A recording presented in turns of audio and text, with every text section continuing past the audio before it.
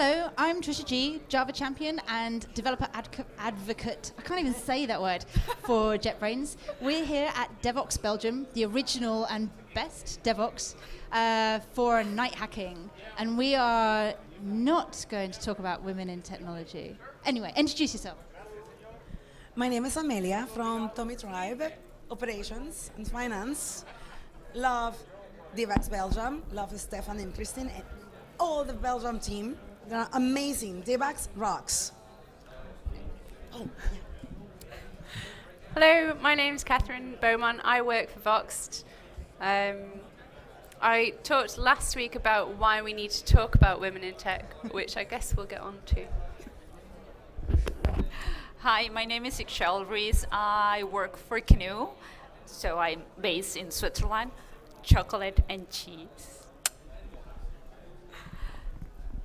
So would you like to talk about why we need to talk about women in tech? I think we should start with why we don't want to talk about women in tech, and then Okay. we can progress into why maybe we need to. All right. Oh, my God, I am the bad cop. No. We Well- understand where you're coming from, so that's important. Okay. So 20 years ago, I used to write code. Most people do not know this. However, oh yeah, okay. So a line of code does not know if you're a female or male. I really dislike, when you read something and it's written by a woman or man, the words go beyond sex, right? So is the code. If it's a good code with good documentation, it doesn't really matter who wrote it, male or female. If it's amazing, it stands on its own. So we're always talking about women pushing women in code. Guess what? Let's allow the community and those women or male to go through, to stand on their own feet without being female or male. I just dislike push women. And no. We don't need the push. We can do it ourselves and there is no differentiation. So I don't disagree with you because I actually don't really enjoy talking about women in tech, funnily enough. Yes? But my gender apparently qualifies me. Oh.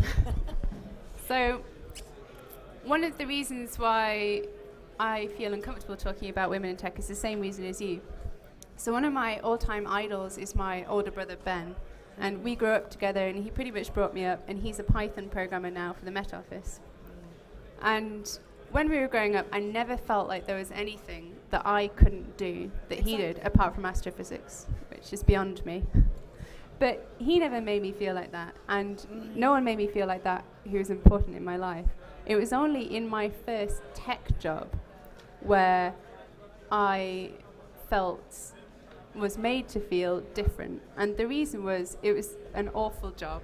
There were many reasons why it was bad, and I think it was probably a more unusual experience. And one of the reasons it was bad is because we had a guy running the company who thought he was God's gift to programming and liked to call women girls and called an all-female coder meeting, but we were girl coders, and opened the meeting by saying that he was surrounded by so many women he felt hormonal. So that was the kind of... So that was the kind... that was a serious WTF, what kind of company am I working for moment. And it is a kind of an extreme, and another example from that company is my friend Isla, who's doing a PhD in physics and chemistry. I don't know the specifics, and I'm sure she tried to explain it to me and I didn't grasp it. And on one work trip, he pulled her aside and said, don't worry if you feel like you're not as technical as the boys. You can work on your soft skills. That's what so-and-so did. So I don't like talking about women in tech, but when you have those obvious examples of differentiation, then you do need to push back and say, why are we girl coders? Why are we having girl coder meetings? Why aren't we having coder meetings? Why are we talking about this? Why do you feel it's acceptable to say that? And then there are other examples from my career and stories I've heard from other people of much more subtle issues. So maybe not getting a promotion when you have a conversation and all of the conversation is, okay, what's the criteria? Do I need to be technical for this? Do I need to be more technical than someone? No, it's managerial. Okay. Do I need management experience? Oh, not necessarily. Okay, well, I have management experience, and one of those situations where you've kind of got to the end of a logical conversation and reached the point where there's actually no reason why you wouldn't be doing something, and there's still always a reason, like, oh, actually, I think maybe you just need a tiny bit more experience in this, why you can't get there, or opinions not being listened to, and someone else giving the same opinion and that being taken up. The Obama women problem, where the women who worked for the Obama administration kept repeating things in a meeting until everybody paid attention to them. So there are kind of obvious and then subtle reasons why I think it's important to think, why are we still being differentiated? And I've got so many things to say to that, but I'm going to try to stick to just one. I wanted to talk a bit, I'm totally on board with you, like this whole talking about women in technology, I hate it, and especially because I have succeeded as a woman in technology, so I clearly don't encounter some of the same barriers that other people encounter. So asking me why women don't succeed in technology is kind of stupid, because I don't appear to have had the same problem. But I wanted to talk a bit about how you said the code doesn't care if you're a man or a woman, and that's totally true. But there was a study done on GitHub, on the code that goes into GitHub, and it showed that generally speaking, the code submitted by women was of better quality measured by various standards, and was usually accepted when it was put in with a non-gender specific name. And when the code was identified as being written by a woman, received more pushback than the same code from a man. So the code doesn't care, the computer doesn't care, but the community does. The people in the community do. And whether they do it on purpose or not, we do get pushback. We do get these subtle, like, I didn't get promoted because. Like, I'm sure, and it's very difficult. It's very difficult to know, because it's not always, oh, it's because you're a woman. But I am sure I haven't made team lead because I wasn't technical enough, when someone more junior did. And I'm sure that was because I was a woman, but they wouldn't have thought that. They would have thought, well, it's, she hasn't led this, or there was no big architecture thingy, but then neither did that person there. There's this real subtle thing, and it's difficult to put your finger on it. There are obvious examples where it's just clearly terrible. Like, I went for an interview at a London-based financial software firm, and the man said to me, this is very early in my career, and the man said to me, how will you feel working in an all-male environment? And I'm like, I studied computer science. I worked at Ford Motor Company, where they make cars. And I've just come out of 2 years working for another technical firm. And I went to boys' school, for God's sake. How will I feel working in an environment where there are women? That's a stupid question. It's a stupid question to ask in the first place. It's an illegal question to ask. And also, look at my background. I've clearly worked in all-male environments anyway. And I decided there and then not to take the job, because this is the CEO of the company, and this is what he sees. This is a woman, not this is a coder. And when he offered me more money than they wanted to offer me to get me to take the job, I turned it down, and he didn't understand why. And I didn't say to him, it's because you're a misogynistic bastard. Well, Be kind. Well, in my case, it's a little bit different. I used to think about that gender shouldn't be an issue in technology, because I was doing my job and I am a developer. And at that time, I didn't even want to be on the spotlight, because that wasn't me. But then I went to Africa, Devoxx Morocco, and then I was surprised because 40% of the attendees are women. So that's amazing. So I sit down with girls over there, and I like to call them girls, and not in the bad way. And I said, well, why? It turns out that they have different cultural details that we can discuss about. But the most important thing that they say to me is, we have role models. There's a lot of women in technology and sciences as researchers, and also political leaders. So I said, okay, you have role models. And I'm in an industry that we don't have that much role models, and we really need them. So for me, what's an eye-opener, and I said, you know what, you love what you do. You are well at it, why don't you show and help the community that you are always trying to improve with that? So that's the day when I decided to start talking about gender in technology, because I used to avoid the topic like hell. I didn't want to talk about it. And I also had some experiences like my idea is not good until male voices it. And I totally hate it. And I always now, well, that was even in the past. I raise my hand and say, do you need my husband to tell you this to make more sense? I mean, is that because I can ask him, no problem at all.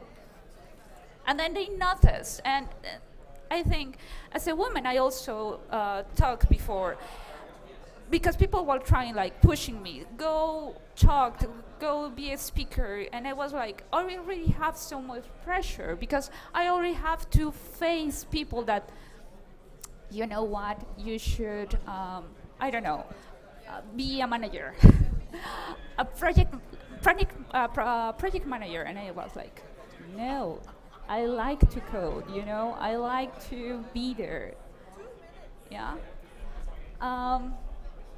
Yeah. I was definitely going to say something. I don't remember what it was. Oh, sorry. No. I think it's about the role models. And the pressure, that's right. The pressure of having to do so much. Like the pressure of, I don't know if it's true or not because I haven't been me with a male body. I don't know if my ideas are not accepted because I'm female or if my ideas are not accepted because I didn't put them forward correctly or if they were just crap, right? I do know as well there are plenty of white straight males who also don't feel listened to, who also don't have their ideas like backed up because they're too junior or they don't say the right words.